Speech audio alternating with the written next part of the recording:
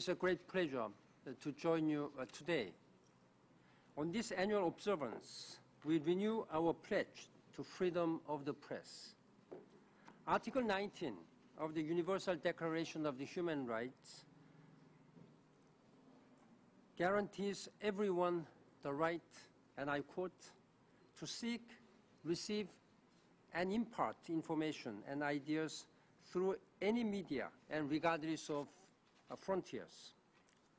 We must all do our utmost to uphold this right as a matter of principle, and because a free press is essential for building a better world for all. I welcome the focus of this year's observance on the media's potential to foster dialogue, reconciliation, and mutual understanding. Indeed, the press contributes in many ways. It gives a voice to minorities and marginalized groups. It challenges entrenched attitudes about religious, political, and other differences among people. It offers a forum for airing grievances and holding authorities to account.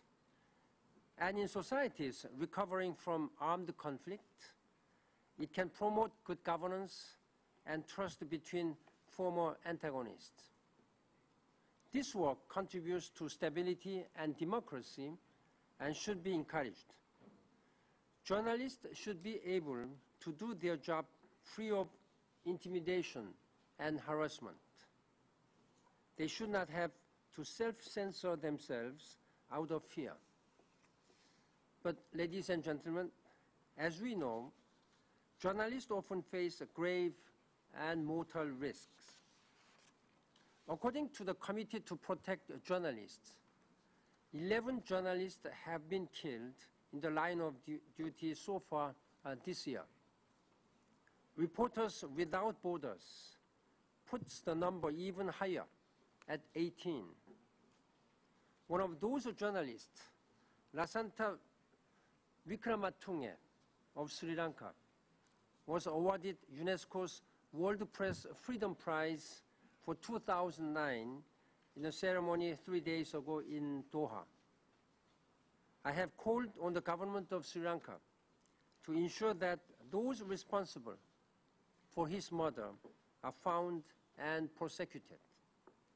Impunity only sets the stage for more such attacks. Journalists are also jailed with a terrible frequency. The CPJ reports 125 journalists behind bars. Reporters Without Borders put this number at 143. Some have been incarcerated for years, and some for more than a decade. I call on these and all other governments that have detained the journalists to ensure that their rights are fully respected, including the right to appeal and defend themselves against the charges. Ladies and gentlemen, today there is yet another realm where these battles are being fought: the new media world of the Internet and blogosphere. Some governments are trying to suppress access to the Internet and to stifle the work of those trying to exercise their rights. According to the CPJ, the Committee to Protect the Journalists, some 45% of all media workers who have been jailed worldwide are bloggers.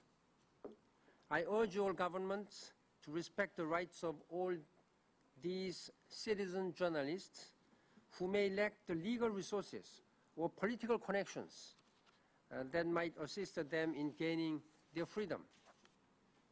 Excellencies, ladies and gentlemen, at a time of economic crisis and other serious threats, it is crucial to support a free and independent media so that people can better understand the events that shape their lives and the choices they face. Around the world, men and women continue to report on our world, at times imperiling their lives while seeking the betterment of ours.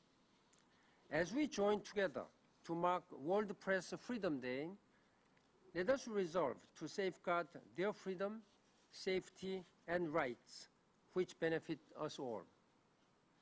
I thank the Department of Public Information for organizing this gathering. I also very much welcome the focus on Arab media later this morning.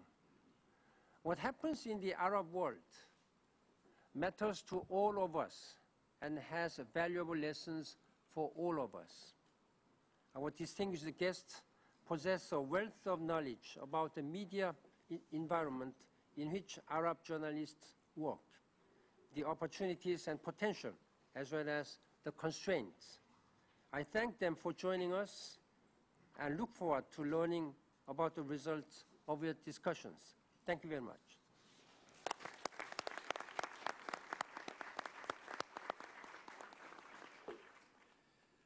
Thank you very much, Mr. Secretary General.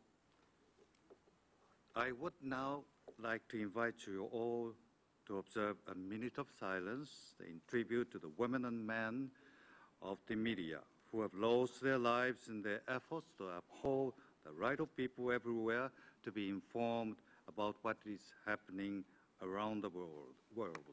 Please rise.